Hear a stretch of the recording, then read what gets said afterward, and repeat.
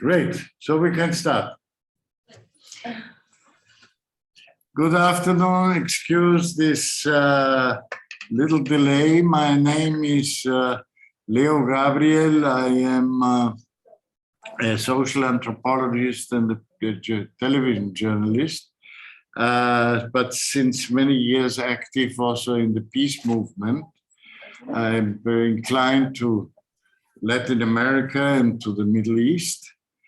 This is an extraordinary opportunity in this World Congress of Peace to come together from different sides, not only geographically, country-wise, but also in the subjective approach we have to conflict and conflict solution. My idea was when we started out to discuss with the organizers from the International Peace Bureau, my idea was that we always talk about wars and think about big confrontations of nations and geopolitical chess playing and even of the dangers of nuclear war and so on, the big wars. Since many times after my experiences, especially in Latin America, I was aware that there are small wars going on in the northern part of Mexico, but also in Haiti, but wherever we are, violence is turning, unfortunately, into a common behavior because, and that is the big question, what is behind this? Is there some manipulations of forces, or is there straightforward, is it only a business like the mafia and other? And the third question is, how does that relate to the political screen we are accustomed to see, like the armies, like the police, but also politicians, Minister of Interior, political parties. And so is there a relationship between these small wars and the political scenario? Well, I don't have the answer, but perhaps we together can approach these questions in a certain way so that at the end we could come up with the analysis and perhaps, if you won't forget it, also with the possibility of a solution if the movement gets together. And I don't mean only the peace movement, I also mean the climate justice movement, the social justice movement, and the women's movement, very important. Can we handle this? Can we do something to handle this awful situation, which is just in the present moment increasing because if I look at the statistics, the pandemic has brought about as one of the negative effects that violence is increasing. Thank you very much for having accepted to speak to us. And perhaps I would first ask Sabine Lamour, who is an outstanding man of the Haitian women's movement, and who is living in a place where violence is sort of a question of everyday life. And I'm sure that she has some analysis. How does that work in Haiti, and how does that work in general? Sabine, I'm very glad that you are with us with all the technical problems we had in the past.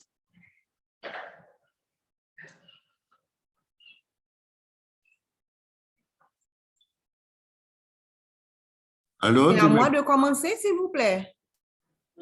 Oui. D'accord, j'ai combien de minutes pour faire ma présentation? À dizaine de minutes. D'accord, merci beaucoup et merci beaucoup pour l'invitation. Bon, j'avais préparé une conversation de plus de 20 minutes. Bon, je vais essayer de faire vite. Bon, merci beaucoup pour l'invitation encore une fois et je suis heureuse d'être avec vous aujourd'hui dans le cadre de ce congrès. Bon, ma présentation vise à montrer, par exemple, comment les régimes politiques se servent du genre pour construire une société, c'est-à-dire le genre en tant que cadre, en tant que paradigme qui permet d'analyser comment les dirigeants, par exemple, d'un pays manipulent ces relations, c'est-à-dire les relations entre les hommes et les femmes, pour imposer un ordre du collectif. Par exemple, je vais faire cette analyse à partir de mon lieu d'intervention. Et comme l'avait dit Léo tout à l'heure, je vis en Haïti et je suis la coordonnatrice d'une organisation de femmes et la SOFA, qui est la coordination et qui est la solidarité des femmes haïtiennes. Et l'idée, c'est de démontrer, par exemple, comment est-ce que ce régime, c'est-à-dire le régime PHTK et le régime sous lequel on vit actuellement en Haïti, qui est un régime soutenu par l'international, c'est de montrer comment est-ce que ce régime soutient un discours de guerre, un discours de haine vis-à-vis de la population. Et ce discours a pour objectif la disqualification des femmes en tant que sujet politique. Et ce discours est aussi utilisé pour saper les revendications contre les actions du régime, particulièrement la corruption menée par la société civile dans son ensemble. Après, je montrerai comment le régime PHTK soutient les criminels qui agressent et violent les femmes, alors que sur le plan international, ce régime-là est présenté comme un pouvoir soucieux du bien-être et de cette population. Je vis dans un pays où, sous un régime qui exerce ce que les féministes en Amérique latine appellent, par exemple, la violence d'État. Il y a beaucoup de violence d'État en Haïti. À partir de ces éléments, c'est de vous montrer, par exemple, tous les éléments qui constituent le cadre politique et du régime PHTK en Haïti. Et c'est un mot qui résume tout ça. Et bon, il s'autoproclame bandit légal. Je ne sais pas comment est-ce qu'on va traduire ça, si vous allez vraiment comprendre. C'est-à-dire, c'est une figure aussi qui étend ses tentacules sur l'ensemble de la société, où les dirigeants détournent tout ce qui concerne le collectif et à leur profit de manière personnelle. Et à la fin, je vous montrerai comment tout cela crée un modèle du politique aussi en Haïti, soutenu par l'international. Pour bien comprendre ce que je suis en train de vous dire, on doit remonter à 2010. Après le séisme dévastateur qui avait frappé Haïti, de nombreux pays ont débarqué en Haïti au nom de la solidarité internationale. Et parmi ces pays, nous retrouvons les États-Unis, la France, le Canada et l'Espagne. Je reconnais que la solidarité entre les peuples, c'est une démarche importante, mais elle ne se fait pas toujours dans la bonne volonté, ni dans le respect de la dignité des populations appauvries de la planète, particulièrement à Haïti. Nous en avons fait les frais après le séisme de 2010. Et dans cette dynamique-là, les États-Unis fonctionnent comme un maître qui fait chanter d'autres pays, par exemple, pour les contrôler, sans tenir compte de la manière dont nous vivons nous-mêmes déjà en Haïti bien avant le séisme et sur un plan coutumier, la manière dont nous abordons la question de la solidarité. Les États-Unis, en consortium avec le Canada, la France, ont pris le contrôle, par exemple, des élections en 2011, après le séisme de 2010, en nous imposant cette élection-là. Et par des manœuvres qui restent assez floues, les États-Unis nous ont imposé ce régime. Et ce régime-là, avec un nom complet. Sabine, oui? Tu peux parler un peu plus doucement pour l'interprétation parce que... Ah, ok, je suis désolée. OK. Et avec des manœuvres floues et des manœuvres pas très claires, les États-Unis ont imposé le régime PHTK en Haïti. PHTK signifie littéralement, et ça n'a aucun sens, parti haïtien tête calée. Je ne sais pas comment est-ce que je pourrais expliquer ça. Ça n'a aucun sens sur un plan politique. C'est complètement désubstantivé sur un plan politique. Ça, on ne sait pas ce que ça signifie exactement. Et ce parti a été fondé par un musicien. C'est un monsieur qui aime injurier et dénigrer les gens, et en particulier les femmes, et qui est apparu sur la scène musicale haïtienne dans les années 80, fin des années 80 et début des années 90. Et le monsieur qui est arrivé au pouvoir, c'est Michel Martelly. Et Michel Martelly, en tant que chanteur, bon, avec son groupe Sweet Mickey, et n'a jamais raté une occasion pour afficher sa sympathie vis-à-vis de la vieille clique du Valieris et la vieille clique et de la dictature qui réside encore au pays. Par exemple, sous son administration, le 1er janvier 2014, à savoir que le 1er janvier, c'est la journée de la fête de l'indépendance du pays, ce monsieur a invité l'ancien dictateur Jean-Claude Duvalier au Gonaïve, qui est la cité de l'indépendance, pour commémorer officiellement cette fête. Et ce monsieur n'a jamais raté une occasion pour exprimer son admiration pour les forces armées d'Haïti, et plus particulièrement son unité la plus cruelle, c'est le corps des léopards. C'est-à-dire, le comportement du président est l'expression la plus crue de ce qu'on appelle une forme de duvalierisme réchauffé, et d'ailleurs, il s'est imposé en tant que néo-duvalieriste, c'est-à-dire une forme de néo-dictature au sein de la société haïtienne. Et ce régime-là se positionne comme l'héritier spirituel des duvalieristes en Haïti. Pour commencer, il faut comprendre que ce régime fonctionne d'abord, dans un premier temps, on peut dire entre 2010 et jusqu'à 2015, avec le règne de M. Martelly. Et on assiste, par exemple, à une réinstallation progressive de la dictature dans le pays. Et cette réinstallation se fait à partir d'une forme de discours de haine que ce monsieur diffuse au sein de la société. Et ce discours de haine prend la forme d'insultes et de propos haineux contre les femmes, non seulement pour neutraliser leur force politique, ce qui est, par exemple, pour nous, une marque du pouvoir d'extrême droite et de ce régime, parce que c'est ainsi que Duvalier avait procédé dans un premier temps. Et ensuite, ce monsieur, tout en injuriant les femmes, bon, tout en injuriant les femmes aussi, il n'hésite pas aussi à les traiter, par exemple, bon, et je suis désolée d'utiliser ce mot, de les traiter de putes, par exemple, et exhorte, par exemple, les hommes à calmer les femmes, par exemple, par le viol. Bon, pour nous, c'était franchement, pour les féministes, c'était un moment vraiment terrible, et on a compris comme les impacts de ce discours de haine sur le reste de la société. C'est-à-dire, une tendance fasciste s'est imposée au sein de la société, et cette tendance-là a mis au rencard, par exemple, tous les acquis que les féministes ont accumulés entre les années 90 et 2000 au sein de la société, et marginalisent, par exemple, ce groupe-là au sein de la société. Le président n'a pas hésité, par exemple, à dénigrer une femme journaliste qui critiquait son admiration et son administration. Et en politique, on sait très bien ce que signifient les insultes, parce que pour nous, on avait compris ces insultes-là comme des actes de langage, et en tant qu'actes de langage, et ces actes de langage ancrent aussi la domination au sein de la société. Et ça nous montre aussi, d'une certaine manière, comment est-ce que les insultes font et défendent les positions des groupes, parce que ça a permis aussi une forme de déliquescence et du mouvement féministe, bien qu'il existe un noyau de femmes qui se revendiquent féministes au sein de la société haïtienne, mais ça a créé une forme d'hostilité horizontale entre les différentes organisations féministes, notamment celles qui existaient bien avant 1986 et celles que l'international a financées et pour ses propres desseins après le séisme de 2010. Et ainsi, le président a utilisé son espace politique pour affirmer que les femmes ne peuvent pas questionner les hommes Et c'était pour nous une tentative de rétablissement de la censure, alors que la parole avait été libérée après la fin de la dictature en 1986.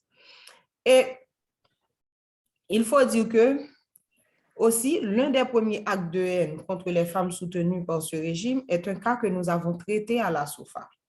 Il y avait un monsieur qui était ministre de la Justice à l'époque et qui était un ancien ministre de la Justice et qui était président du Conseil électoral provisoire, diplomate et chef de l'Office de la gestion des ressources humaines, qui était accusé d'avoir violé sa secrétaire. Malgré le plaidoyer des organisations de défense des droits humains, notamment la justice pour la survivante, la justice a innocenté le monsieur et la dame a dû laisser le pays. Et lorsque les organisations de la société civile ont exigé que le monsieur soit démis de ses fonctions en tant que haut dignitaire de l'État, le régime l'a réaffecté à l'étranger. Il faut dire clairement que le régime au pouvoir, c'est un régime qui fait de l'impunité sa marque de fabrique, ce qui était aussi la marque de la dictature en Haïti. Tu peux terminer doucement, OK. Parce que le temps c'est déjà. OK. Il faut dire aussi que, outre les actes de haine, outre les insultes, il y a aussi le fait que le gouvernement était passé à l'acte, parce qu'il y a eu beaucoup de massacres en Haïti sous le gouvernement de Jovenel Moïse qui avait été présenté à la population par l'ancien président, M. Martelly. Vous n'êtes pas sans savoir que ce monsieur a été assassiné chez lui le 6 et le 7 juillet 2021. Et c'est dans la continuité, par exemple, de cette approche du pouvoir via la question de l'impunité que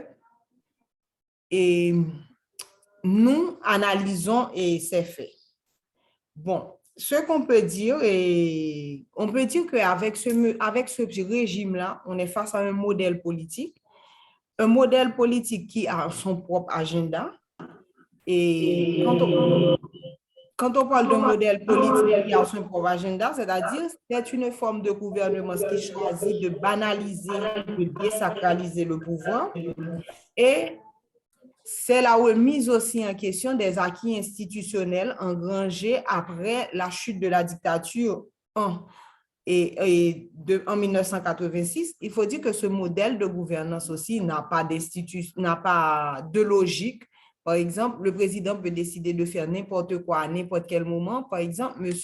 Moïse, pendant son règne, avant sa mort, avant son assassinat, avait décidé, par exemple, de changer la Constitution ou bien, par exemple, de changer le code pénal, alors qu'il n'y a pas de provision légale pour ce monsieur-là pour entrer dans cette démarche-là.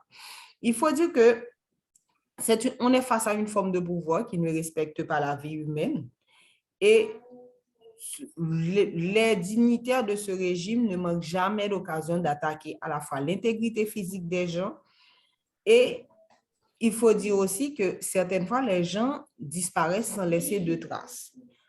Et outre ce dynamique-là, je dois dire que dans le sens d'Achille Mbembe, pour conclure, je dois dire dans le sens d'Achille Mbembe que ce régime est une forme de nécropolitique qui produit de la mort parmi la population, que ce soit la mort sur un plan social, en insultant les gens, en les mettant au rencard, en les marginalisant, ou ce soit que la mort d'un point de vue physique, parce qu'il y a beaucoup de kidnappings en Haïti, beaucoup d'assassinats, mis à part le fait que quand on fait face à des catastrophes naturelles, le gouvernement ne répond pas, c'est à la population de prendre en charge toutes les difficultés qu'apportent ces diverses catastrophes auxquelles nous sommes confrontés au sein de la société haïtienne.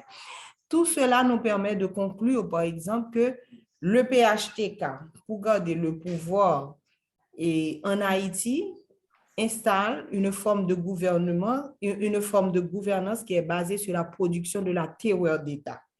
C'est une bonne phrase en général pour résumer.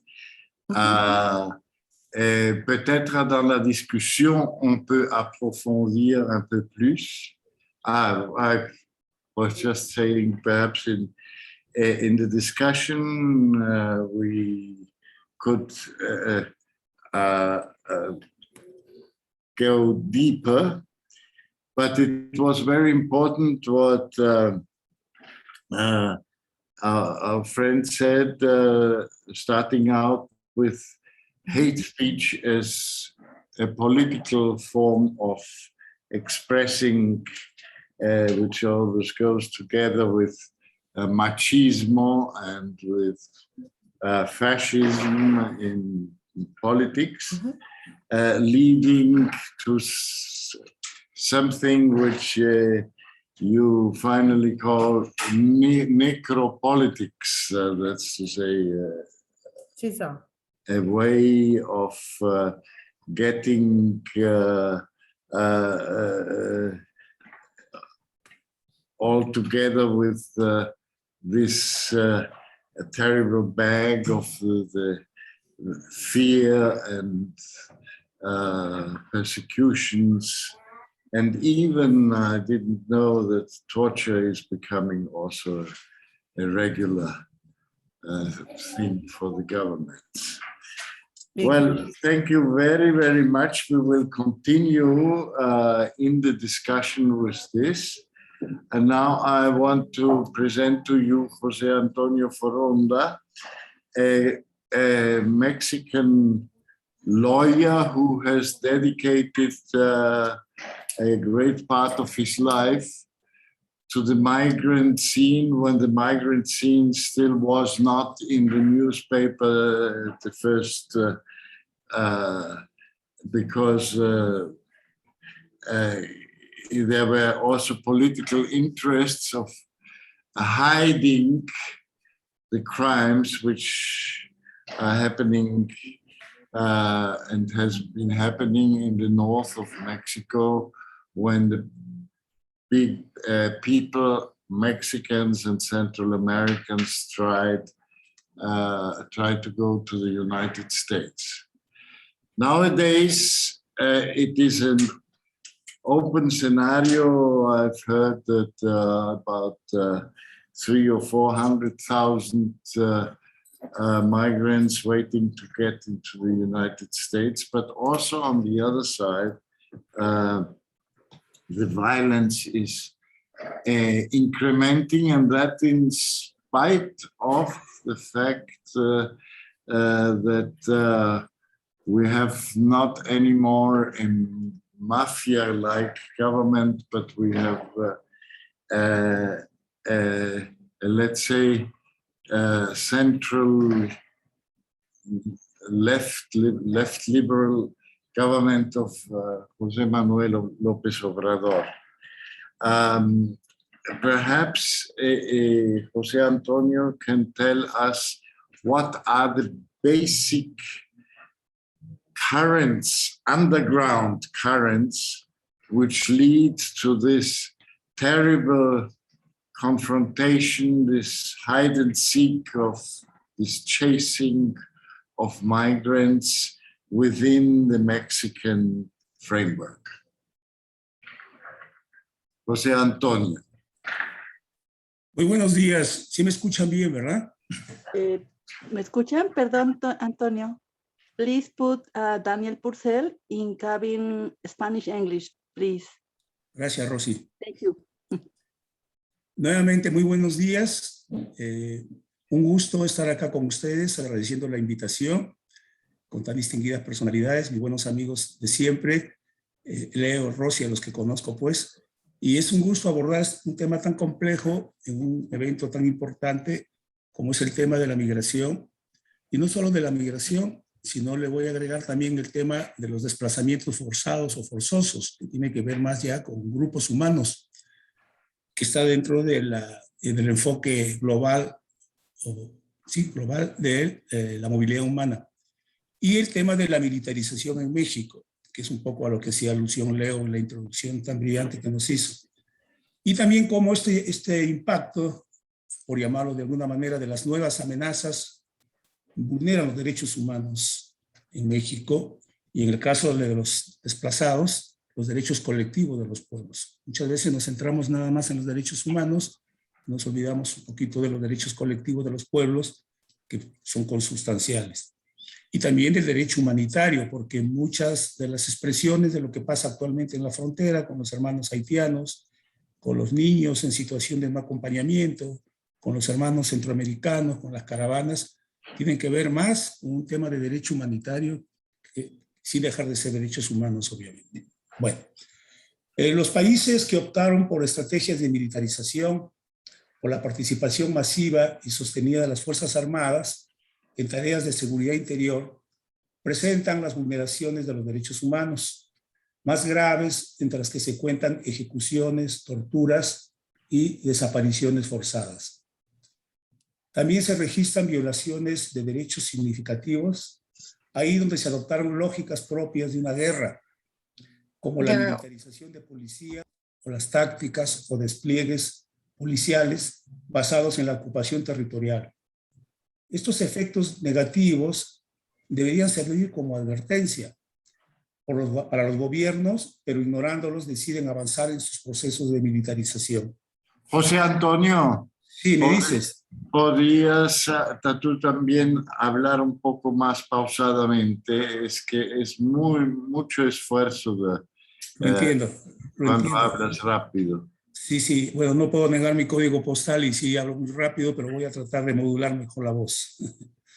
Bueno, Colombia, México, Honduras, El Salvador y Guatemala son los países de la región que en las últimas décadas utilizaron o utilizan a las Fuerzas Armadas en tareas de seguridad interior de manera sistemática. Ahí también se concentran las peores violaciones a los derechos humanos perpetrados por militares que ocurrieron en América Latina en la etapa posterior a las dictaduras. Las desapariciones son otro fenómeno grave asociado a la intervención militar en cuestiones de seguridad. Adelante. Ok, ya que en muchos casos pueden encubrir ejecuciones o desapariciones forzadas. México presenta un escenario preocupante en que el accionar de los grupos criminales se ve retroalimentado por las intervenciones ilegales de las Fuerzas Armadas. Según el Registro Nacional de Datos de Personas Extraviadas o Desaparecidas, entre 2007 y 2017 se relevaron más de 34,000 denuncias de desaparición. En 2006, antes de comenzar la intervención militar a gran escala, la Comisión Nacional de Derechos Humanos de México recibió 4 denuncias por desaparición forzada, pero ya para el 2010, en plena intervención, ese número había aumentado a 77 anuales. Según organizaciones de la sociedad civil, entre 2006 y 2010 se habrían producido al menos 3,000 desapariciones forzadas. Las diversas recomendaciones, que son los mecanismos que usa la Comisión Nacional de Derechos Humanos para excitar al gobierno y a las autoridades a estar dentro de los parámetros pertinentes, que no son jurídicamente vinculantes, pero que sí pueden ser un tema un aspecto para ponerlo en la agenda nacional y tratar de atender estos problemas, que van dirigidos a la Secretaría de Defensa, entre 2006 y 2015 muestran que la participación de los elementos de las Fuerzas Armadas en desapariciones es un hecho comprobado por el mismo gobierno mexicano. En la desaparición forzada de los 43 estudiantes en Iguala, el emblemático caso de Ayotzinapa en el régimen de Peña Nieto, el expresidente Peña Nieto, en septiembre de 2014, en principio perpetrado por policías municipales, no resulta claro el rol de los militares, ya que según el grupo interdisciplinario de expertos independientes, que es un grupo de expertos, de forenses, de juristas, de activistas, de víctimas a través de las madres que buscan a los hijos desaparecidos migrantes, e inclusive de carácter transnacional, porque participan también los representantes de países de Centroamérica y otros países involucrados en esta horrible masacre de San Fernando, que así se conoce, que también hubieron ecuatorianos y brasileños, que investigó el caso. Este grupo investigó el caso y determinó que el ejército en todo momento estuvo al tanto de lo que ocurría. Hubo soldados y agentes de inteligencia en el escenario, inteligencia militar, presentes en distintos escenarios de las desapariciones y no hicieron nada para evitarlo. Ustedes bien saben que el Estado es responsable a través de sus estamentos, en este caso estamos hablando de los militares, por acción, por omisión, es decir, por dejar de hacer cosa, y por aquiescencia, son términos jurídicos que señalan que también, a pesar de ser consciente y tener los instrumentos y no hacerlo, en México decimos, hacen como que la Virgen les habla, no hacen nada, se hacen los omisos. Además de ser responsable de prácticas ilegales como las torturas, las ejecuciones sumarias y las desapariciones, la intervención de militares en tareas de seguridad interior aparece lamentablemente asociada a una escalada de la violencia generalizada en el país. Se observa en primer lugar que la intervención de los militares suele ir acompañado de un aumento en la letalidad de las fuerzas policiales. Ahorita voy a explicar enseguida en qué consiste ese término letalidad. Y en segundo lugar, experiencias como la de México o Brasil muestran que ante un poder de fuego mayor, los grupos criminales organizados adquieren otro armamento y sus tácticas se vuelven más violentas aún. El intenso flujo de circulación de materiales bélicos y personal entrenado entre las Fuerzas Armadas y los grupos criminales, como ocurrió con los Zetas en México o los Caiviles en Guatemala, es un fenómeno que también conduce al escalamiento de la violencia que estoy describiendo. El ingreso masivo de los militares a tareas de seguridad interior en México tuvo como correlato un aumento descomunal de la base de homicidios en general y de la letalidad de las fuerzas estatales en particular. En los últimos 10 años, la cantidad de homicidios dolosos aumentó un 250%, al pasar de 8.867 homicidios registrados en el 2007, el primer año de la intervención militar, a más de 29.000 en el 2017, del 7 al 17. En términos de tasa, implicó un salto de 8 a 24 homicidios cada 100.000 habitantes. En el acumulado se trata al menos de 250.000 muertos.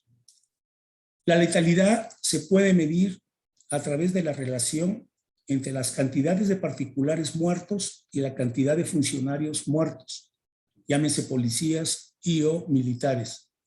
Y otra forma de medirlo también es a través de la relación entre la cantidad de particulares muertos y la cantidad de particulares heridos en las intervenciones de policías y o militares. En las intervenciones del ejército mexicano se registraron un promedio de 8 personas muertas por cada herido y en las de la Marina 30 muertos por cada herido, lo cual es terrible, pues esto implica una letalidad altísima, ya que organizaciones como la Cruz Roja indican que en general en los escenarios bélicos, es decir, de guerra, se registra un promedio de 1 muerto por cada 4 heridos. La definición imprecisa de estas nuevas amenazas permite que problemas socioeconómicos como las migraciones pasen a formar parte de la agenda de la seguridad en estos países. Cuando además se le asocia con cuestiones como el narcotráfico o el terrorismo, la migración deja de ser un derecho humano y pasa a convertirse en un potencial delito en la perspectiva de la militarización de México en estos temas. La utilización de la fuerza militar para controlar fronteras agrava aún más la situación de vulnerabilidad de las y los migrantes, casi siempre personas pobres que buscan escapar de la miseria y la violencia. En algunos países, este fenómeno se registra también a nivel interno, con cientos de miles de desplazados por los conflictos armados. Es decir, tanto el fenómeno de la migración que se externaliza también internamente en razón de que se repiten estos cuadros. Tenemos el México Sur, que se puede decir que es un México en desarrollo, y un México Norte, que es un México más próspero, más en los términos del Tratado de Libre Comercio y la cercanía con Estados Unidos. Pues estos patrones de explotación y de tráfico y de precarización del trabajo de los migrantes también se da. Y igualmente en los desplazamientos. Cabe decir que México recién tiene 2 años y a mucha presión de la sociedad civil de despedir una ley para los desplazamientos internos. y no tiene nada, ningún marco jurídico para los desplazamientos internacionales. Y recuerden ustedes que es un país de transmigración, de paso hacia el sueño americano del norte. En los últimos años, la crisis económica venezolana produjo un importante aumento de la emigración.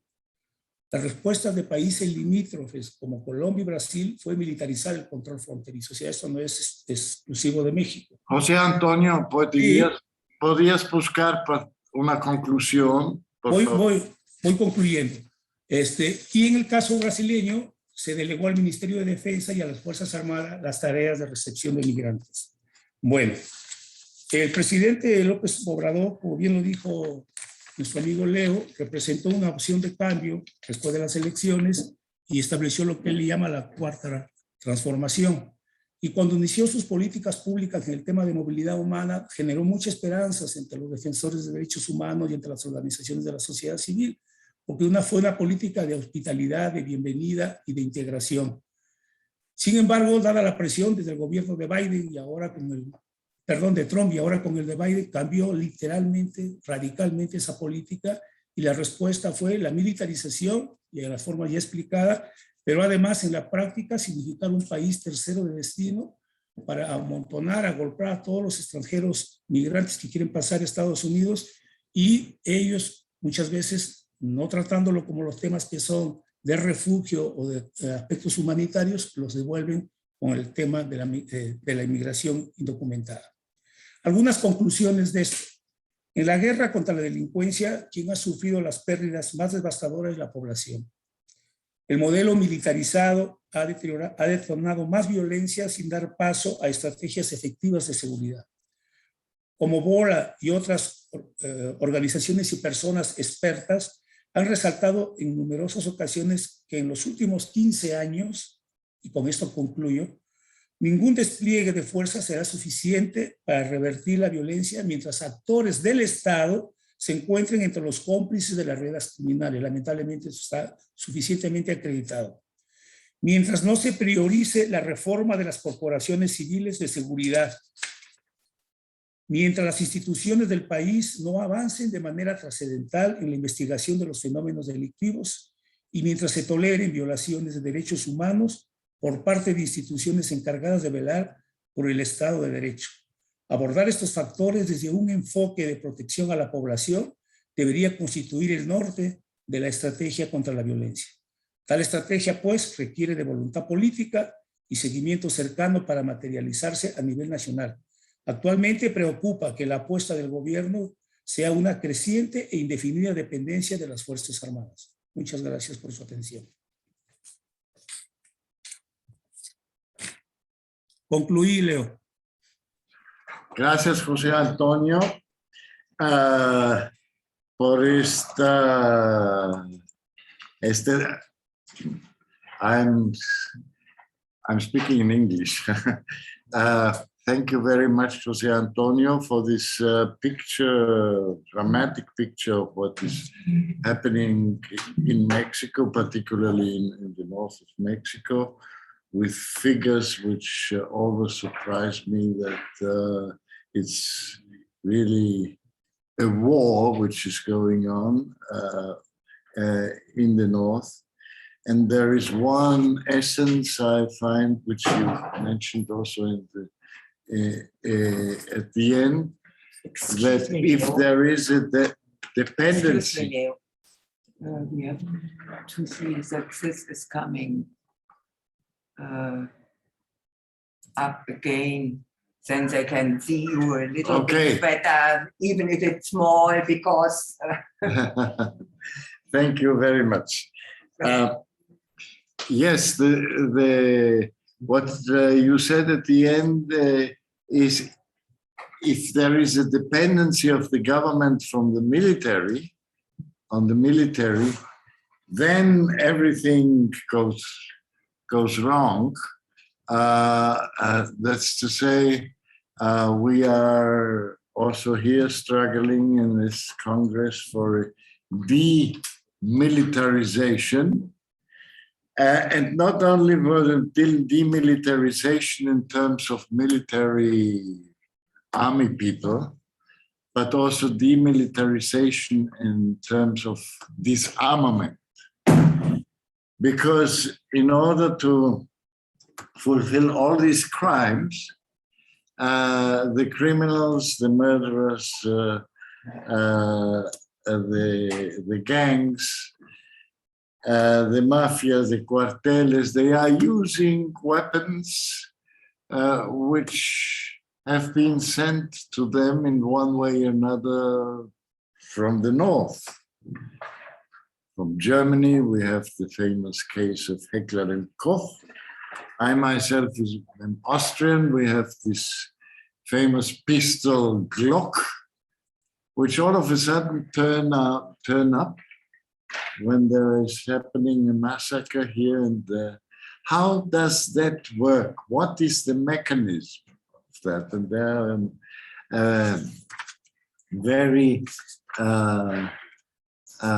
very glad that John Poland, who is an outstanding expert for this and has been busy many years to find out how these disguised mechanisms are working and how to uncover these mechanisms. And perhaps we can also start with him the discussion, what can we do about it in order to prevent these awful things of happening. John. Thank you so much, Leo. Thank you for organizing this panel. Thank you also to everyone who is behind the scenes in this Congress, especially the interpreters and all the others who are organizing, and all of you in Barcelona, masked and in the auditorium, and those who are joining virtually. I trust the interpreters will let me know if I'm going too fast. The lens that I want to use to discuss some of these issues of armed violence is what Leo suggested of so-called small arms, guns, weapons. And I think it's useful to use this lens because, for one, it makes it very concrete. These are physical things that are happening by people and to people. I think it's also useful because it points out that beyond the situation that Sabina or Jose Antonio were describing in their countries, there are international actors who are having an impact in those situations.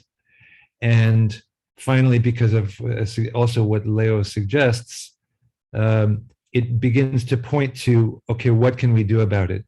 You hear about extremely desperate situations in Haiti, in Mexico, in other countries. It's not enough just to listen and say, oh, that's terrible. We need to think about what it is that can be done, what is our responsibility, and what can we do about it. So I'm going to share my screen here and describe some specifics around this, particularly as it relates to Mexico. As Leo said, I'm a researcher and organizer on these issues, have been for a number of years, and work with many different organizations. And last year we co-published a report that specifically focused on the role of European and Israeli arms companies in the violence in Mexico. If you look at the violence in Mexico, gun homicides, just as measured by gun homicides, they have gone up enormously in the last 15 years. Some of that was a result of changes in the gun market within the United States. Most of the guns that are recovered at crime scenes in the United States were trafficked across the border, in Mexico, were trafficked across the border from the United States. when a ban on assault weapons was expired in the United States in 2004, it contributed to the increase in violence.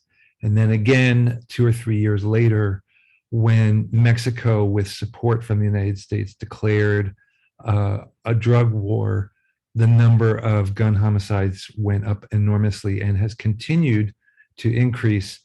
Again, most of these homicides are committed with firearms, and most of those firearms are coming from the United States. At this point, there are more homicides committed with US guns in Mexico than there are gun homicides in all of the United States. And we have a serious problem in the United States, so it's saying a lot. This map shows you something of the US gun market, the retail market. The black icons of guns represent the number of gun dealers by town in US border states, in the southern border with Mexico.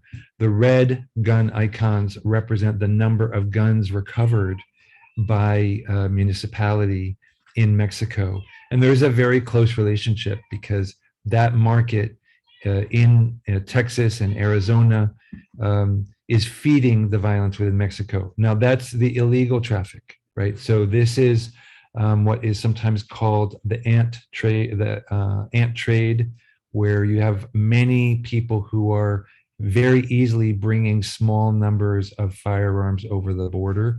And that is feeding crime, that's feeding violence by all actors, but particularly by organized crime within Mexico.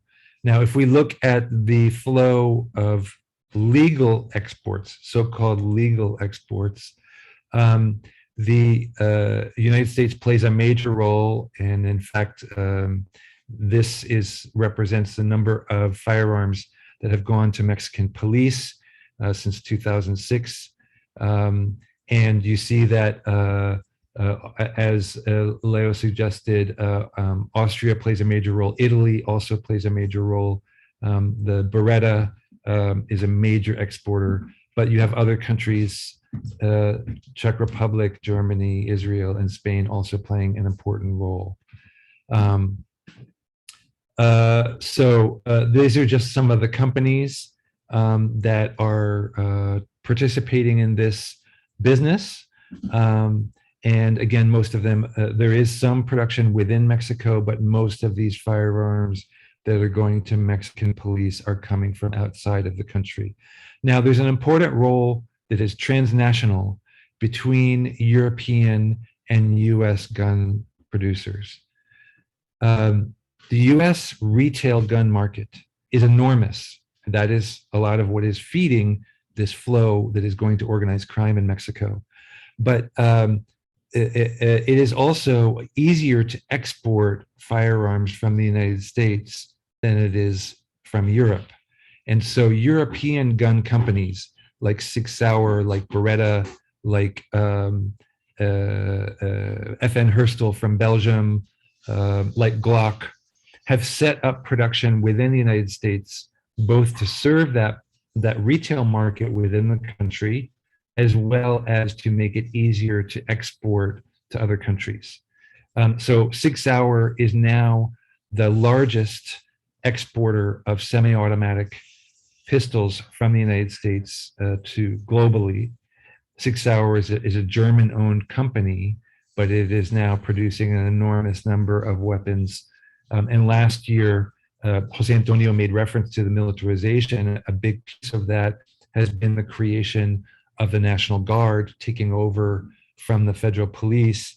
Last year, the National Guard purchased more than 50,000 pistols from Sig Sauer, which was an enormous, on the scale of things. And I want to just make a point here that often when people think about arms exports, they think about Saudi Arabia, United Arab Emirates, and in dollar terms, those are much larger. But in the destructive impact that so-called small arms have, even though the dollar value is much less, the destructive and human impact can be much greater and many times. Just one example of Belgium, who exports weapons that are by all actors, by the police, by the army, by organized criminal groups. And we have documentation of these Belgian weapons being sold to police that have lost, and the weapons have been lost and stolen from the police. In most cases, those are then being used by organized criminal groups, because these are weapons that are very powerful, they're very militarized. So one way of militarizing public security is by inserting military forces. Another is by supplying police with military grade weapons. So this is just one more measure. The United States does play a major role. So this is very international. I suspect there are not very many people from the US in this workshop, but we are trying to work together. You know, I'm in California where it's still dark, but we're trying to work together with activists and organizers in Europe, in the United States, and Mexico to really be able to confront this international business. This is just another measure of the US exports of firearms and explosives to Mexico. You see that when the drug war was declared in 2007, the United States and Mexico embarked on the Mérida Initiative. The number of exports increases, and even after the assistance, the international cooperation from the United States with Mexico goes down, the trade continues.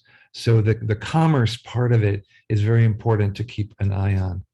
And I just want to just bring the human piece of this. Jose Antonio mentioned Ayotzinapa, when 43 student teachers were forcibly disappeared by police and military forces.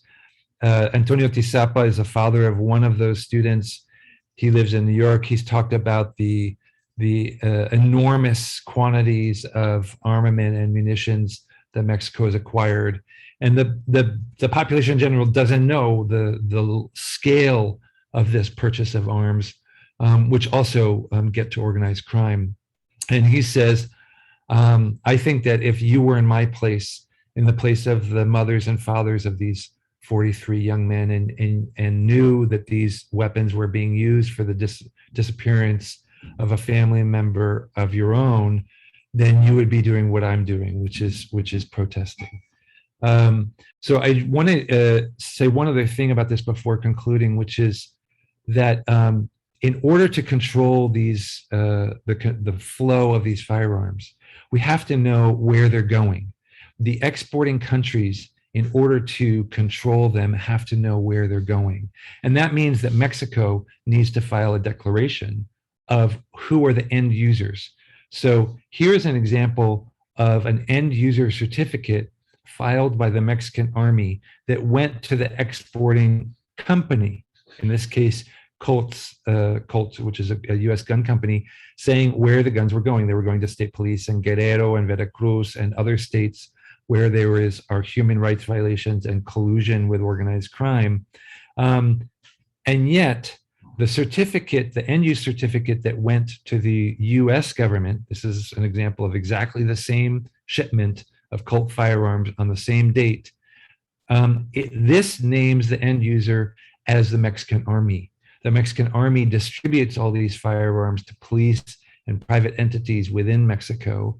The illegal gun market in Mexico is highly controlled. And yet this certificate that went to the US government did not actually disclose who were the actual end users of these weapons, who were state police forces. In order to control these weapons, we have to have an end user system that identifies who are the end users. Without that, all of them should really be suspended. This is another example of a receipt for firearms that were sold to state police in the north of Mexico, in Tamaulipas, near the Texas border. A month after there was a massacre of 8 people in a town by the same state police.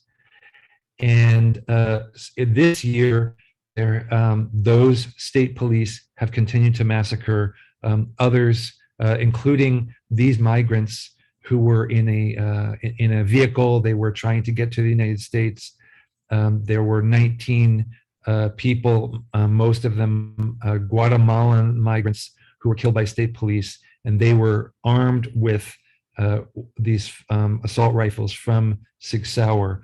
So we now know where they're going because we are doing the research, but we're trying to get the governments where the exporting companies are in order to control these weapons, to suspend the weapons exports, at the very least until there are effective end-use controls that stop these weapons from going to state forces and non-state forces that are involved in very serious crimes and violence against both Mexicans and migrants who are passing through the country.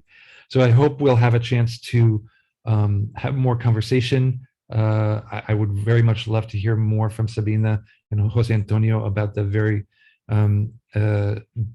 difficult situations in their country, as well as participants virtually and in the auditorium here about what we can do in order to change these situations. Thank you very much, John. It's really, well, not surprising, but because we know the effects of it, but it is amazing, this correlation you pointed out between crime and weapons. More arms, more crime. Yeah, I don't know what comes first, whether it's the gangs who need more arms, or whether the politicians need more gangs, or whatever. But anyway, I would say now we have about still 1 hour going. Thank you very much, everybody, for the discipline and time. First of all, if there is in the public some questions with regard to the information giving, because sometimes it was very rapidly. Thank you very much for that, to the interpreters who have been dealing with that. But if there is either in the I will try to do the same thing. How can we open up the panorama?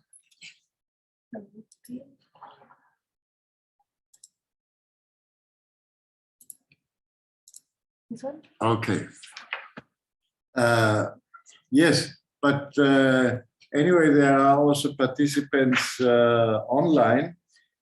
Whoever has a remark, a question, and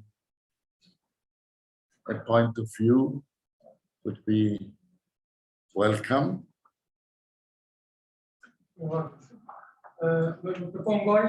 Please go a little bit more to the desk here. For the sound. Normally it's enough if you are going beside the desk and speak to us, and then we can hear you. Bueno, hola a todos. ¿Se me escucha ahí, no? I'm listening. And if you're looking to us, the others will also see you. Me da igual. Bueno, si puede la intérprete traducir al inglés, se lo agradecería mucho. Bueno, de ante todo, agradezco a todos los ponentes por sus enriquecedoras informaciones. Y bueno, me gustaría hacer una previa. O sea, que los derechos humanos o se respetan referentes a las migraciones. Si no me equivoco, es el artículo 13 de la Declaración Universal de los Derechos Humanos, artículo 13, si no me equivoco, que hoy en día muchos países lo incumplen rotundamente. Y les formulo estas dos preguntas, bueno, que me tienen, o sea, que me están ahogando. ¿Por qué los poderes fácticos multinacionales destabilizan países como cito Afganistán, Irak, Libia, Yemen, etcétera, para que su pueblo se vea forzado a emigrar? ¿Y por qué una vez en la frontera del país destino de las migraciones, que puede ser Grecia, Italia, Canarias, Melilla, Ceuta, los centros de internamiento de extranjeros aquí en España, pues se les tiene a esta gente como rehenes, en campamentos de concentración vigilados por militares, policías, o sea que esta imagen nos recuerda a los campamentos de Auschwitz, ¿no? Del nazismo. O sea que es una deshonra, la verdad, de la Europa que dice que es muy democrática y de derechos humanos. Bueno, nada, gracias. Gracias. Thank you. I was just touching this question. I was thinking about the proposal. I don't know who brought it up, that countries who enter into a military conflict with others, especially from the north, US interventions, for instance, there should be an international law that those who come and do the military action are also responsible for the consequences of it. Like, for instance, they have to take care of the migrants, that the migrant flow, which they cause by their intervention. And if this would be tied together with the economic issue, I think people would have thought perhaps twice to start out some military conflicts. Now that we talked about many times about Afghanistan, if you remember, when Bush started the war in Afghanistan, there was no word, what I have heard at the time, talking about, well, that would produce a flow of migrants.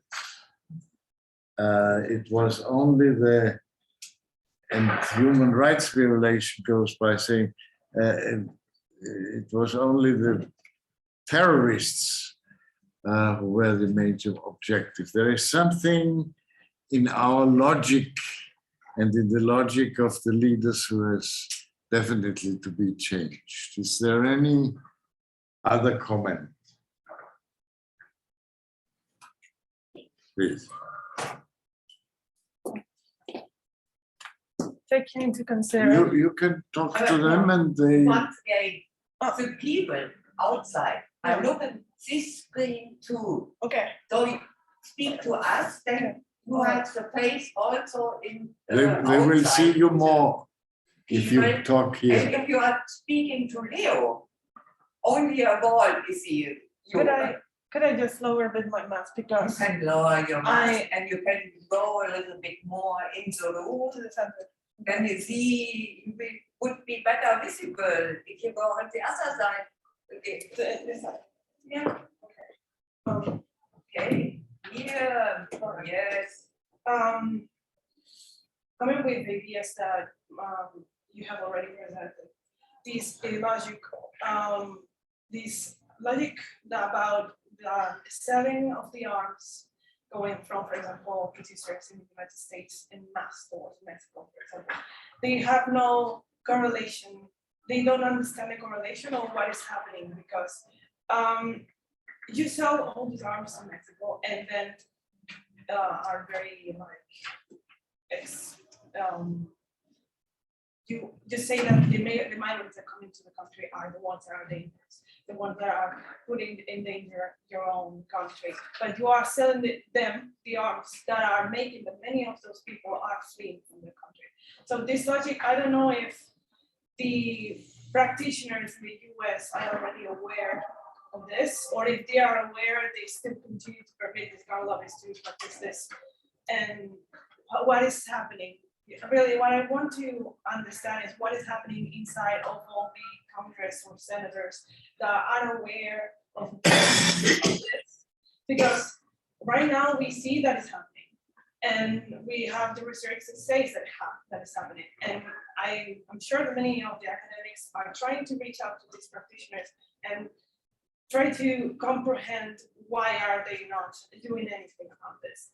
And obviously in the United States, the gun lobby and the gun problem is one of the biggest issues that the country has. And obviously it will be very difficult to solve, but at least from the point of view that so many people are against immigration, but if we would make them aware of this correlation of more arms in Mexico, more immigration, would they at least stop and think about this maybe? And maybe the discussion could be shifted not only if guns should be mass produced in the United States, but should we also export them? And that's the thing. Shouldn't it be at least a possible debate to introduce again into the, for example, the US public and society, for them to actually think of the country?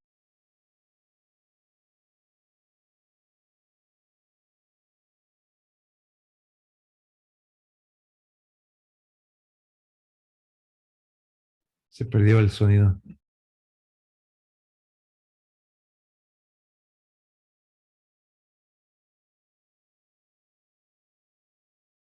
Desde este micro a ella.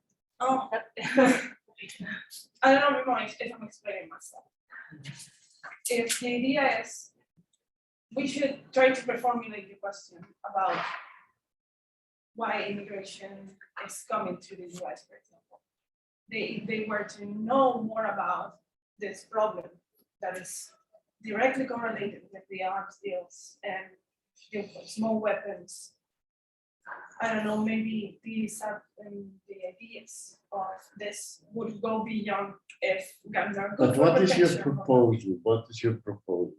That, for example, if we were to introduce today, for example, American conscience and public, that the small arms sales that we are exporting from the United States to countries like Mexico or other South Latin American countries was the cause, or could be one of the most important causes of why these massive flows of migration are coming to the US, because more arms, more violence, therefore more people trying to flee that violence. And maybe if that discussion were more in the media, because I haven't seen this question, this correlation that, for example, John Lindsay has explained. This correlation, I haven't seen it in the US media. So maybe it would be at least a step forward. Thank you. Well, let's take up this question in general also to our speakers. Could I respond to that, Leo? I can, yes. As I understand, the basic question is, how can we contribute for a system with effective arms control?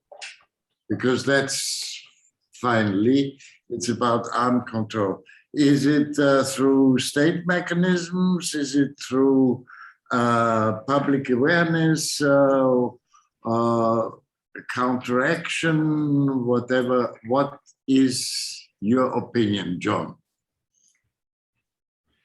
Well, I'd like to say something to the first speaker too. I'm reminded of the film Reds, which is about right after the Russian Revolution, and John Reed had just come back from Russia, and he was speaking to some U.S.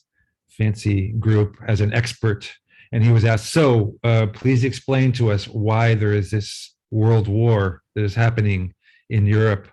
And he got up and he said, "Profits," and he sat down. So that's sort of my response to the question. That for me, the bigger question is why is there not more organizing against these armaments? Which brings me to, I think you're the second questioner or person, and I really appreciate the compañera for this, because the people who are focused on the rights of migrants in the United States are aware of the role of firearms in creating the violent situations that people are fleeing. But they are also addressing immediate situations, people who are afraid, people who are being deported, people who are being put in cages. And so often, while they are aware of those causes, the work to make other people aware of the connection between the weapons trade and forced migration takes a back seat to the immediate work of responding to humanitarian emergencies. We also do not want to create a narrative that says, well, if you don't want people to come to the US border, then don't sell weapons. Because when people get to the US border, we do believe that they should be received in the United States, that they should be given asylum. So we don't want to create a narrative that is saying, okay, help them stay in their countries. And then if they do get to our borders, well, then we can still keep them out. I do think that there is increasing awareness of the connection, even though I think you're correct that there is not that much media coverage of the connection between forced migration and the gun trade. We are doing work in Congress in order to try to control this trade.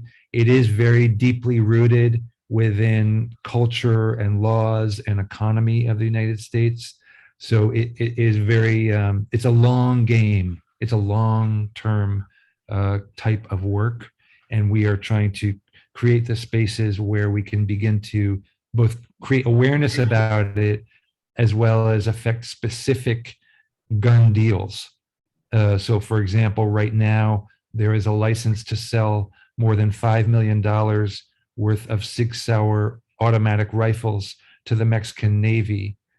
And we are challenging that and working with US senators to challenge that weapons export license. But that's just one piece of a much bigger picture, and we're aware of that.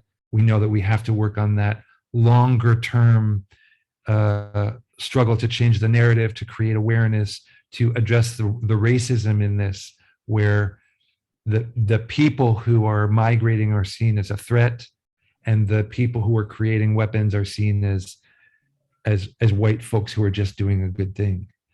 So that's long-term work of changing that narrative and awareness.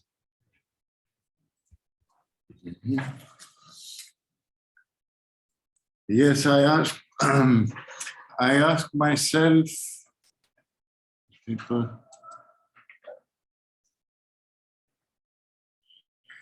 if it's a question of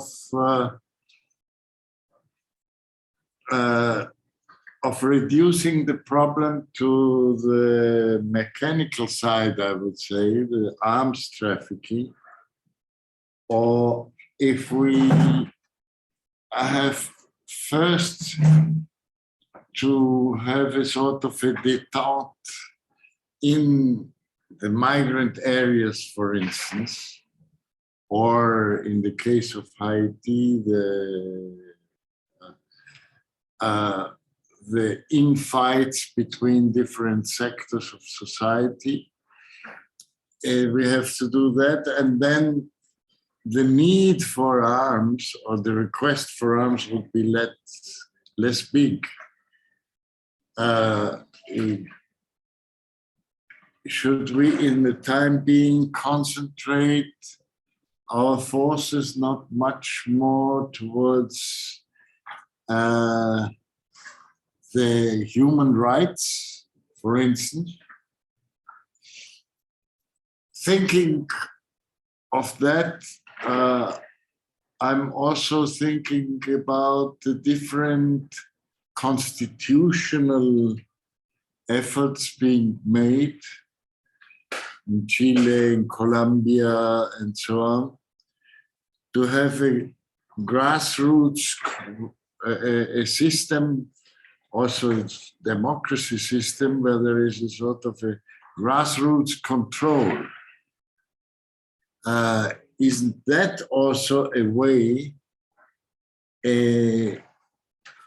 which could lead us more easily to demilitarization if the population is participating in directly, and they know perhaps who is who, and how can we kick out the guys who only live from weapons or are using weapons. This is just an idea to trigger off a discussion. What comes first? What should we do on the long run?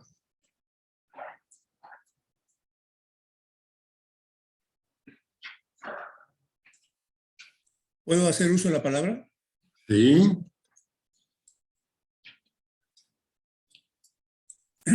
Voy a tratar de dar algunas ideas y respuestas, sobre todo a la primera pregunta, que toca muy de cerca el tema que yo conozco.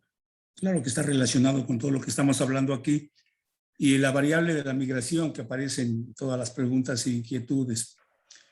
En el caso mexicano, y casi de toda América Latina, diría yo, tenemos una serie de marcos normativos e instituciones que trabajan en el tema migratorio. Me imagino que en otras partes del continente igual.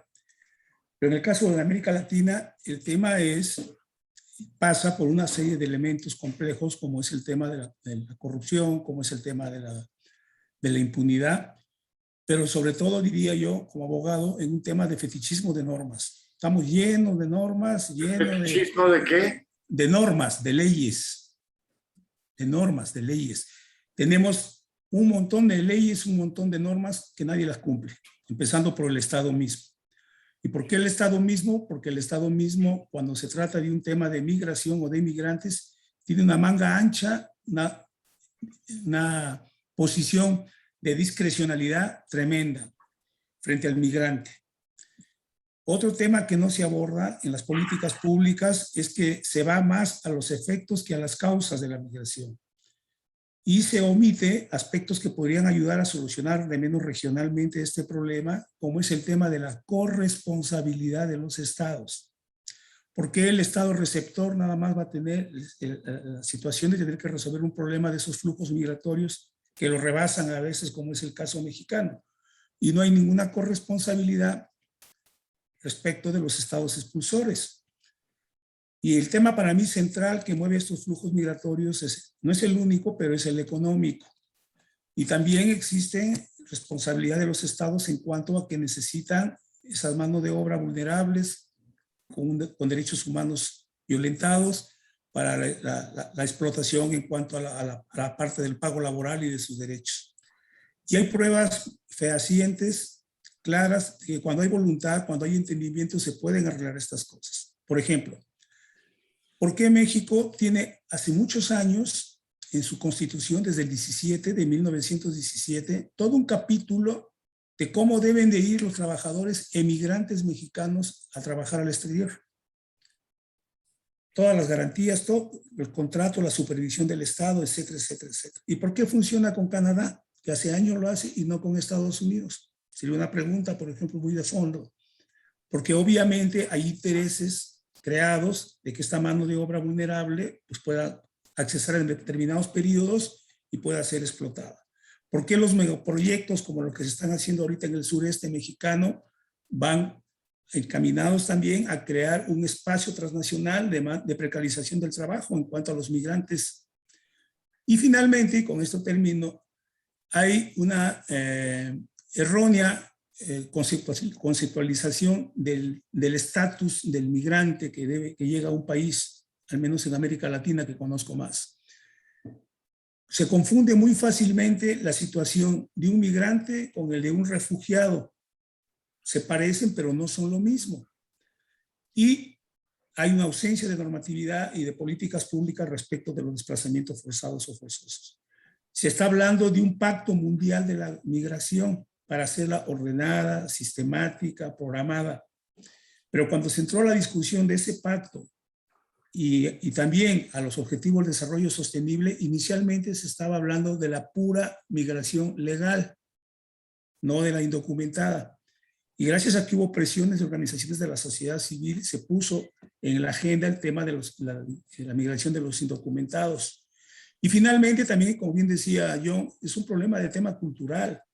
El racismo, la xenofobia empieza por casa. Hay que ver acá en nuestros países latinos cómo tratamos a nuestros indígenas o a nuestros afrodescendientes como ciudadanos, como si no fueran de la nacionalidad que ostentan.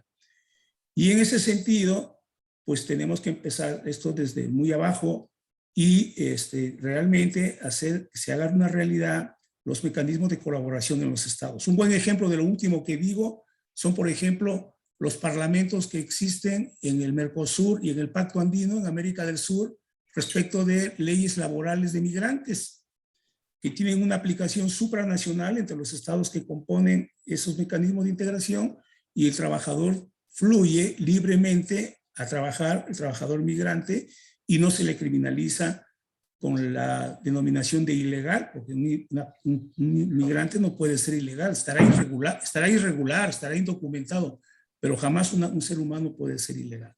Quería hacer esos comentarios al respecto, nada más. Sí, hay los diferentes niveles donde se tienen que atacar, the different levels on which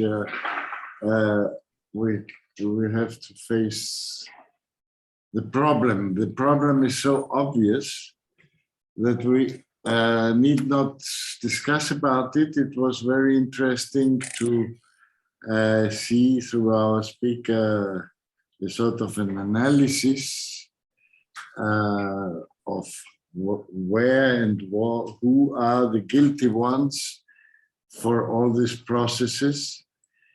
And now we are coming to the in what to do. And especially, I would say what would be interesting in this, in the framework of this Congress, which is a World Congress, what can we do on the global level? What should be the rules, and what should be something which perhaps the United Nations sometimes, or many times, have the impression the big majority want to do something and implement something, but then there are these blocks of the specific interests which does not allow things to come really to reality. Is there something we can think about on the level of global movements of especially peace movements, when we talk about, for instance, nuclear arms, there's a worldwide protest and an engagement of many people who are present here in order to uh, to block the proliferation of nuclear arms with the treaty, and there are already quite many countries who have signed that. Is there something like a common proposal where we can get also the governments together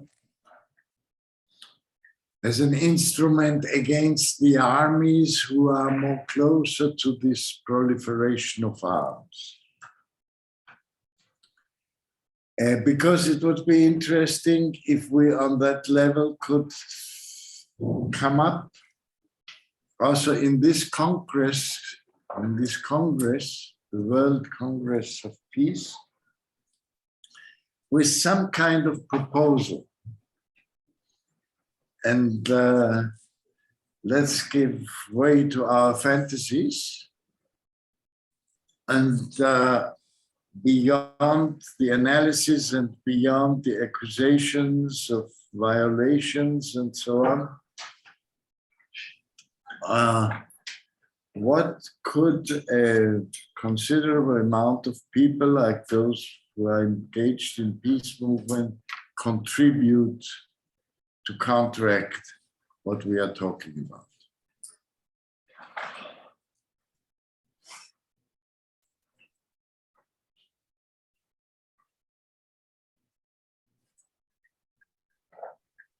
So Leo, I have something to suggest, but I'm interested in Sabina's, if Sabina has a thought on this question too. Sabina. If she is still present. Not for the moment, I think. Maybe she took a break. So can I make a suggestion? Yes. So when we think about the arms trade, the small arms trade, the exporting countries are, there aren't a large number of players. It's mostly Europe and the United States and Israel. China also does export some as well. So in Europe, there is something called the European Common Position, which is an EU protocol or regime to control the small arms exports from European countries to the rest of the world, which limits the exports to countries like Mexico, like Haiti, like Guatemala, Honduras, and El Salvador, like other countries where there's significant internal violence is, of course, generating more forced displacement and migration. The European Common Position will come up for review and could be strengthened. There are a couple ways that we would like to suggest that it be strengthened. One is that when European gun companies are going to, that have production within the United States, and they're owned by European interests, that those companies should be required to get a license in their country of origin. So Beretta would, when it exports from the United States, would have to get a license in Italy. Sig Sauer would have to get a license in Germany. Glock would have to get a license in Austria. This offers more avenues for grassroots movements to resist and oppose exports of weapons that are going to create more violence. Second, that the European Common Position have an avenue for judicial challenge in the courts, so that the standards within that position can be enforced by a court of law, European court of law. And third, that there be more transparency about the arms exports from Europe. the standard within Europe is something that we can use in the United States in order to push for the same thing here. So rather than thinking about one global standard that will solve these problems, to think of it as mechanisms that can be used by our grassroots movements in order to stop the flow of arms to countries where they're going to be used and forcibly displace more people, create more political violence, contribute to more corruption and collusion. If this point about strengthening the European common position on firearms exports were part of a concluding statement of this Congress, I think it would be very useful in the work that we are doing in our different communities.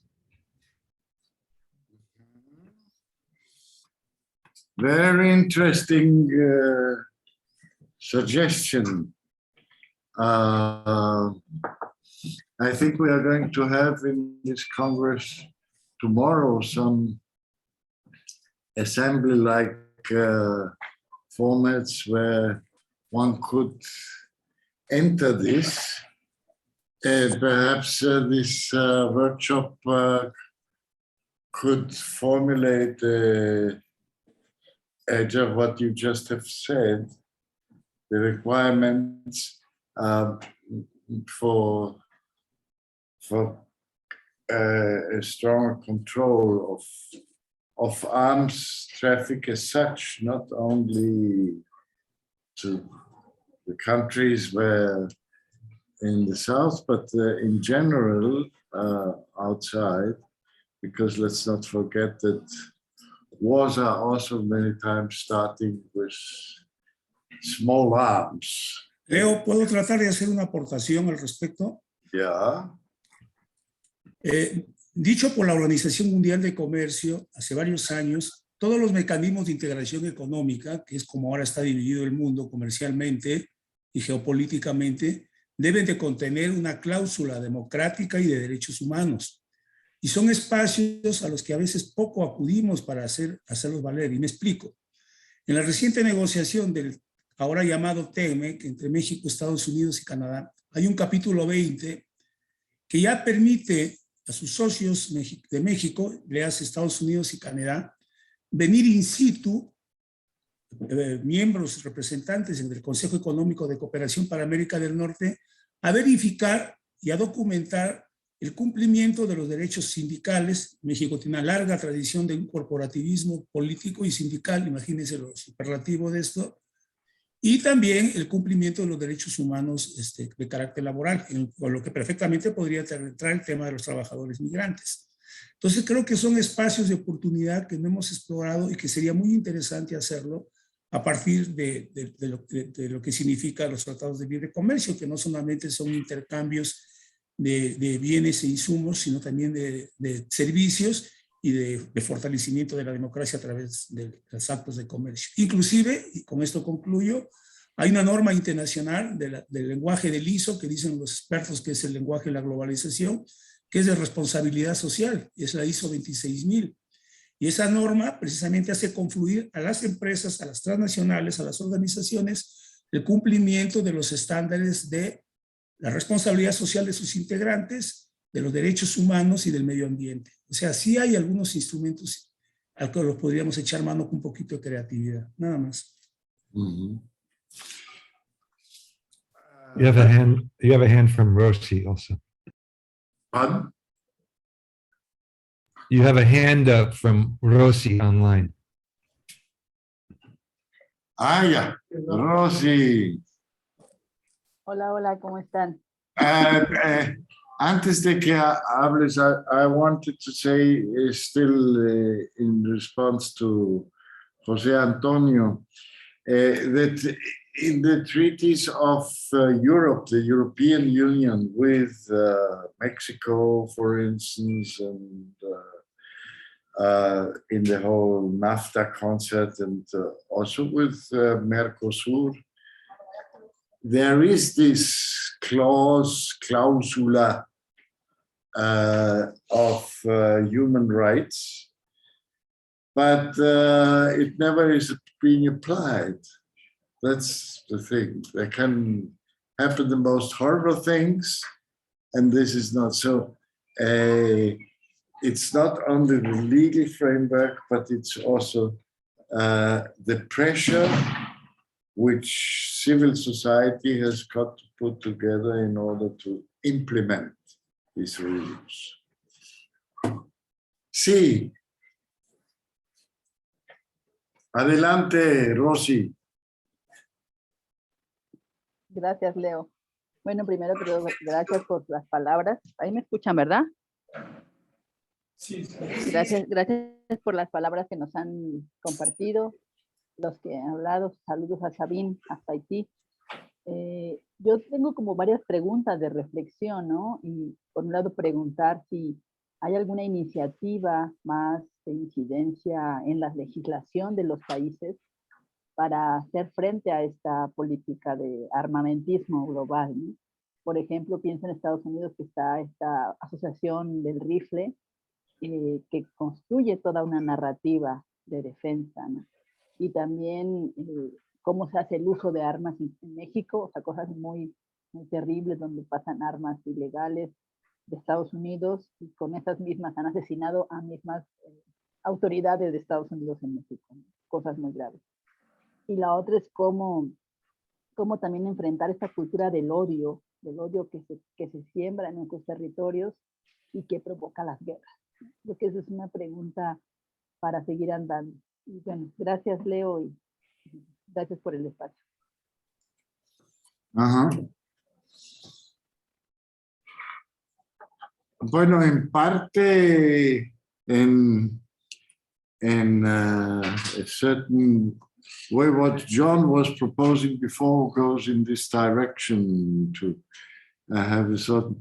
But I ask myself if in the United States there have been so many opportunities where after a big massacre, I remember Obama made an initiative and others, and always this rifle association. Yes. Yeah. Yeah. Yeah.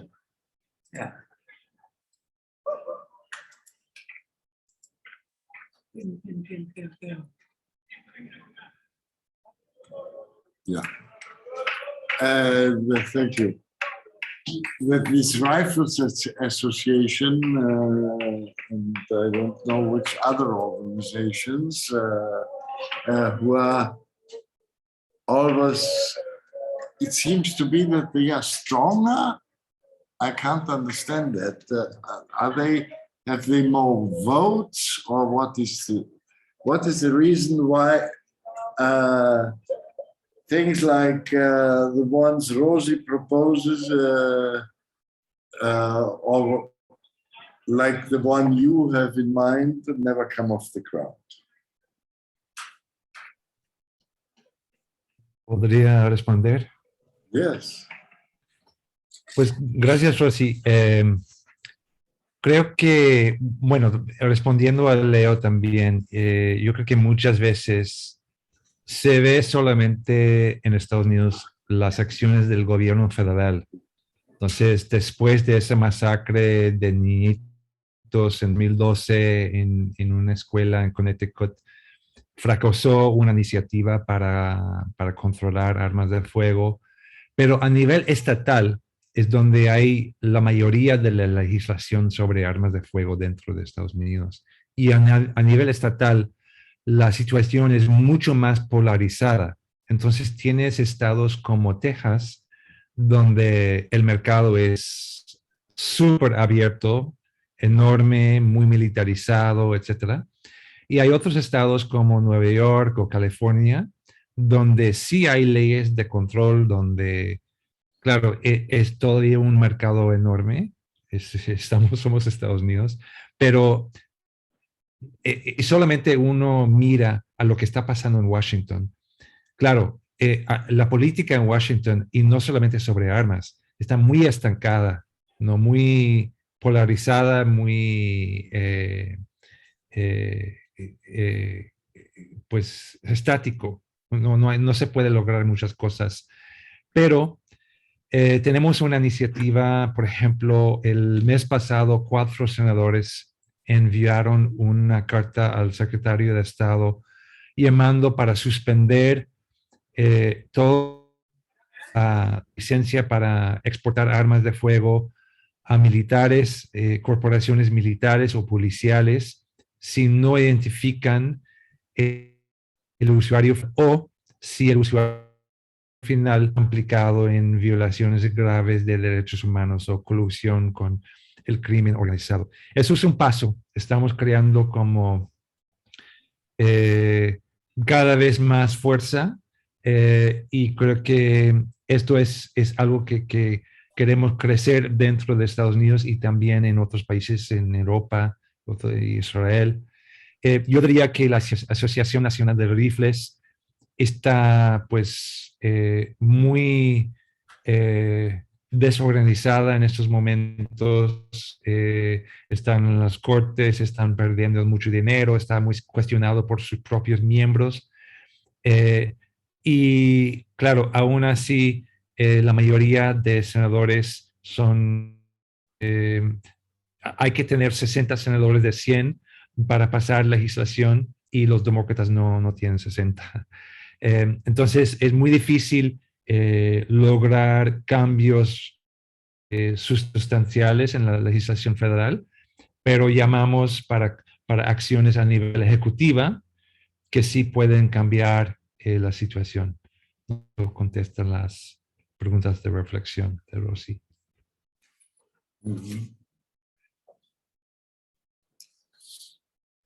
Muchas gracias. What other ideas could there be around? I'm thinking, for instance, all of a sudden it occurred to me, one of the countries, I think somebody found out where most weapons are in the homes of people in Switzerland. Not because the Swiss are so aggressive, but because the defense, this is the traditional concept of the Bürgerwehr and so on, everybody keeps his weapon at home. And yet there are by far not such things happen which we know from the United States or in Mexico. There is something which has to do perhaps also with education and in order to really consciously have a weapon, one should be educated, because otherwise it is just an instrument of emotions and hate speeches and so on. There is also in this direction that things could be changed. I think we should, that is my proposal, we should form a team of people who are lawyers, constitutionalists among them, who are educators. What is the real reason why the youth in some countries are dreaming about boom, boom, boom, and so on? What is there can be done on the level of education? What in the mechanism of control, like John has pointed out, perhaps if we can get together in a rapid way, a first proposal of what has been said by John, by Jose Antonio, by the colleague here and others, about what can can we do about it in order to present it to people who certainly are in favor of everything what we are saying in general, but who are in other issues like nuclear war or the new Cold War or whatever are the issues now, the general disarmament, which also is an argument against small weapon that people are wasting so much money also on this, and the armies also investing so much on small arms that one could do much better things with this money. All that, I think, would need at a certain moment a synthesis and a plan of action, but we have to start from somewhere, and I propose that this is a good opportunity, Congress, World Congress, and we can go on to deal with that. You have Leo.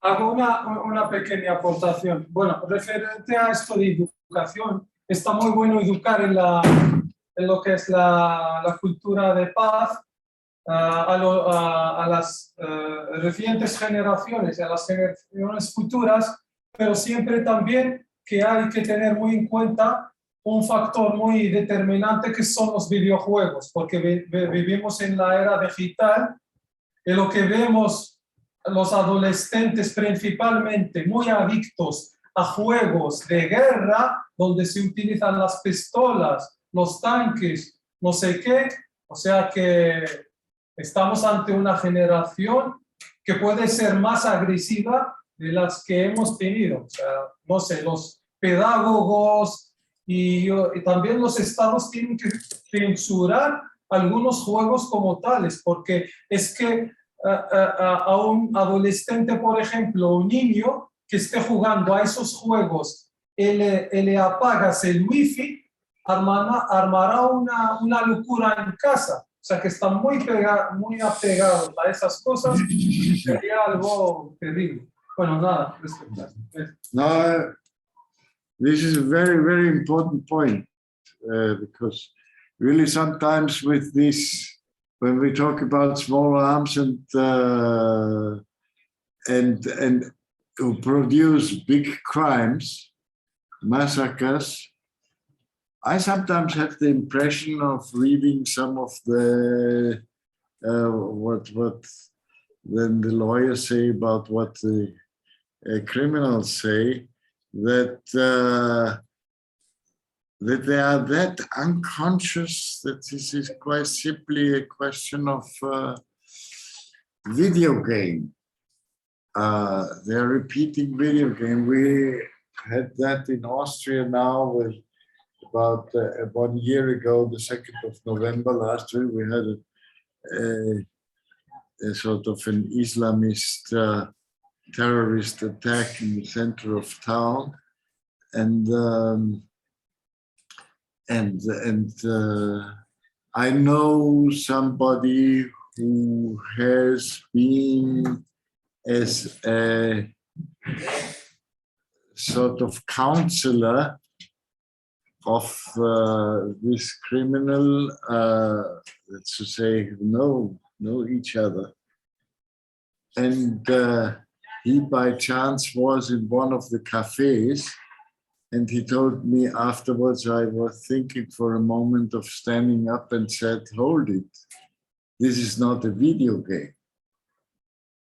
So it causes neurotic feelings, which are more in the name of psychiatry, perhaps, to be located.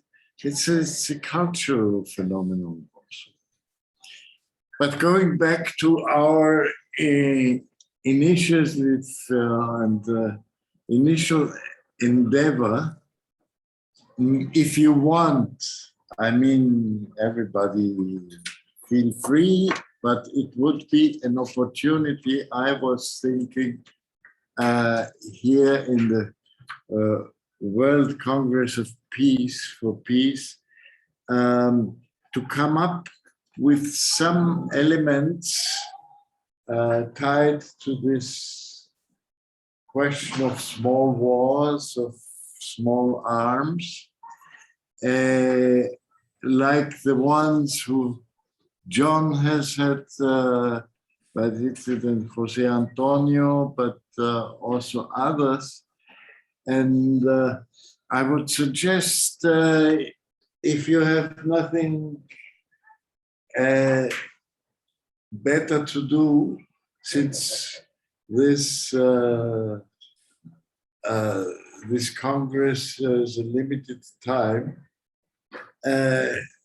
it need not be formulated very exactly and elaborate and so on, but just send an email. I don't know whether it's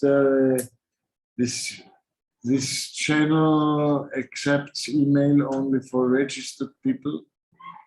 In general, the communication is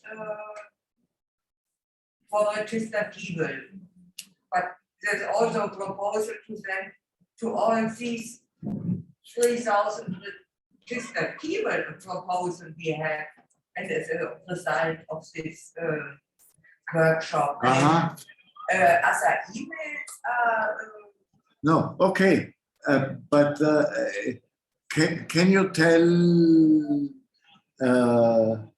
in general the audience now what would be, because that would be also very interesting if we have it in this platform, then not only we can see it, but also the general public of the participants of the Congress, no? yes. But perhaps you can tell us, we have still a few minutes left, how to go about to do this. Somebody who wants to send a proposal through this platform, what should he do? What should he do? There are a lot of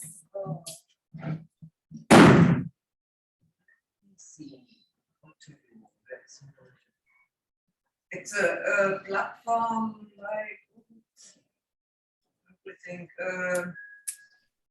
like social media platform. Yeah, but what is the link or whatever in order to one has to register first, no? Yes, you got an registration invitation. And what is the www is the platform? Uber. Can you spell it? W-O-H. H. O. V. O. V. Yes. Yeah, that's a WHOV. VA. A. And then com or what? Com. Yes. Yeah, that would it be. If you can. ¿Puede repetirlo, por favor? www. Dot. WHOVA.com. En español, www.whovaca.com. ¿Ahí es para inscribirse o para qué? No entendí bien. Para inscribirse y a través de esto elaborar una propuesta que puede ser vista no solamente por el grupo que estábamos discutiendo, sino por los participantes del Congreso. O sea, es un público no tan general que se pierde, sino con gente que realmente tiene una intención en otros ramos de la política de paz. Leo y Cristina, yo no sé si van a formular una declaración en conjunto desde el Congreso o es solamente por estos medios sociales como JUA. Ustedes... Seguro, I talk better in English. I'm sure there will be a final declaration in general at the final session. And this final declaration will be prepared by the comments and proposals which are running through the chat line, this workshops, through the chat around the other workshops, and also through the community. Also, you can set up meetings to connect, to communicate and make a direct proposal and send it to others and make invitations to others to sign the statement. That I'm not really familiar with social media like Facebook or Twitter or whatever else, but this, you have 3,000 participants which are registered, and with this you can communicate, and it's I don't know how long, it's also time after the event available. And if you are not able to register because you lost your registration email, then please contact me or also Pablo, and we will figure out support that you can register now, because the official registration is closed. But on this platform, one can still communicate. Yes, you can communicate if you have registered earlier. Ah, that's to say those who have not yet registered. If you registered via the IPB website, and then you get confirmation for your registration. And with this confirmation, you got an invitation to register on Uber, because Uber is a platform we are using on the event. And if you lost it or forget it, then please send me or someone else. So you have to know, to make it concrete, what is your address or whoever address who would take care of that?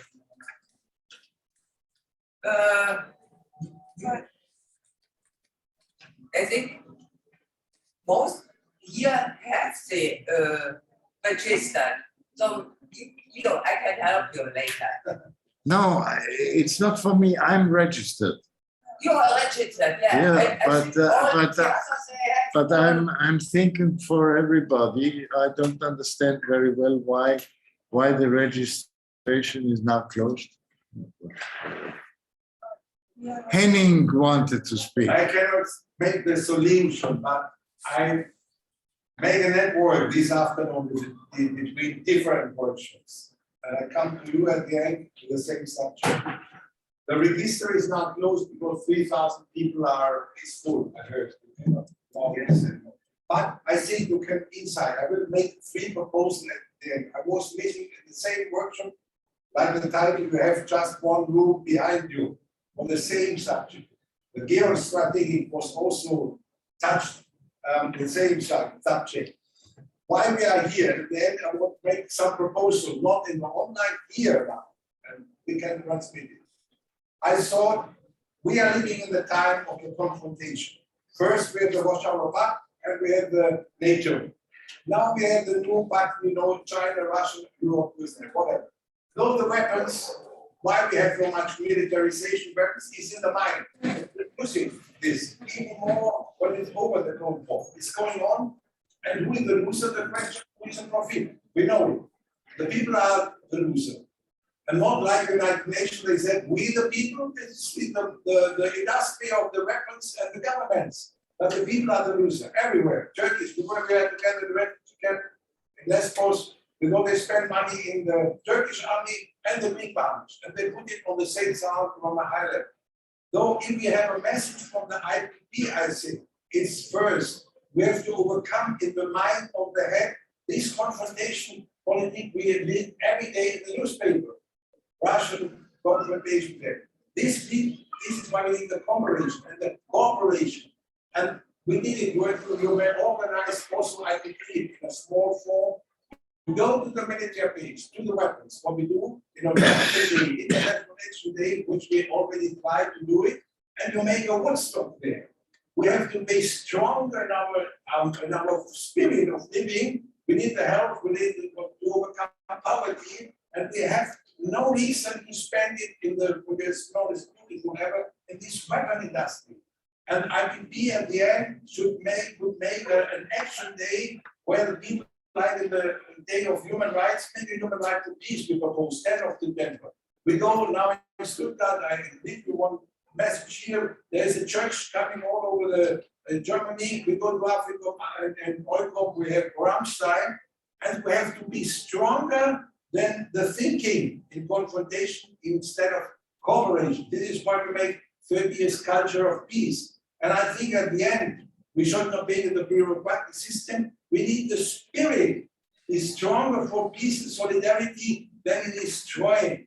And there is no reason that the people are enemies. There's no reason. And this is, I think, we need this message and we need the action. If not, then we are only looking about this system. Only I want to bring it because I have to go in every. This was perfect, Henning. Fits perfect as a sort of a emotional conclusion of the whole event, and for which I will want to thank again, first of all, even because they were working so hard for our interpreters.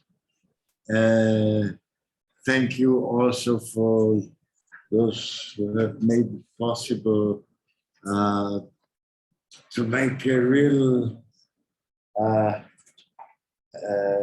mixed event between online and personal. And then, of course, all the three speakers who have been very well prepared. And perhaps we can go on.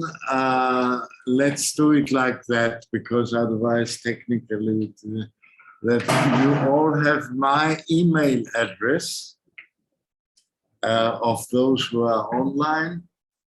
Please send me whatever is your feeling, your impression, what could be a way out of this terrible situation of the small arms proliferation. And then I will try to forward it to the channels which I myself do not understand yet very well how to get in order to make it read by many people. And also, since I am present here, I'm the only of the speakers who is physically present in Barcelona. I can work for it that some of these things could find an echo also in the assemblies we have. And last thing is that I want everybody to participate. This is a sort of a format which we use a lot in the World Social Forum. And the next World Social Forum is going to take place in Mexico from May 1st to May 7th. We are in need of much collaboration from different sides, particularly from the peace movement, and please send us your email address, and we will keep you informed about the different meetings which we are holding in this worldwide event, which is going to take place in Mexico. Thank you very much for your attention. Thank you very much. Leo, antes de que se vayan. Yeah, I will help you later, and we will distribute it via this event and promote the next social forum. And I also took a screenshot from the name. I think you really know all that. And then Christina, we can't hear you. You can please open your microphone in your Zoom, please. So, do you hear me? Yes. No. Now? Apparently your microphone was not open, Christine. Yeah. Es mejor hablar cerca de un micrófono de una pantalla de Zoom porque los intérpretes pueden escuchar mejor. Sí, pero hay un Leo. problema porque estoy en Barcelona en el taller y no en una separada lugar otra. Por eso usa el micrófono de esta sala. Okay. Anyway. But did you... Rosy quería decir algo. Rosy. Sí. Rosy. Sí, bueno, solo dos cosas. Por un lado, como junto con Leo, invitarles al Foro Social Mundial en México 2022. Y por otro lado, creo que podemos subir la información del Congreso Mundial de Paz a la página del Foro Social Mundial que utilizamos en el Foro Social Mundial virtual. Y también recomendar, ahora por ejemplo tuvimos una sesión híbrida en México, una asamblea, y uno de los celulares que teníamos en la sala, le pusimos abrimos un celular con la sesión de Zoom y lo usábamos como micrófono, y eso facilita a quienes están en línea a escuchar mejor y a los intérpretes también. Muchísimas gracias por todo. Yo quiero hacer una pregunta. Al inicio me dijeron que se grababa esta reunión. Si es posible hacernos llegar la grabación, porque lo podemos difundir más ágilmente. Y para precisamente concitar más participación para lo que nos están convocando de ideas, de propuestas, y hacer un espacio colectivo, pues. Sí, hago eco a esa petición. Y Rosy, no sé si puedes compartir tu correo para poder comunicar sobre esta sesión en México que van a tener. Sería bueno. Ok. Sí, Leo tiene mi correo también. Bueno, Leo me lo puede mandar porque aquí en la sesión de chat de Zoom no se puede escribir en el chat, no hemos podido escribir nada. Y no ha habido cambio de ideas. Pero Leo le puedo pasar mi correo a Leo, o Leo me pasa tu correo y estamos en comunicación. Muy bien. Muy bien. Un gusto, nos vemos. Buena tarde. Cuídense. Placer. Gracias a los intérpretes. Chao, chao. Gracias por todo. Y mil gracias. Gracias también a Rosy por la coordinación de los intérpretes. Gracias. Adiós. Cuídense.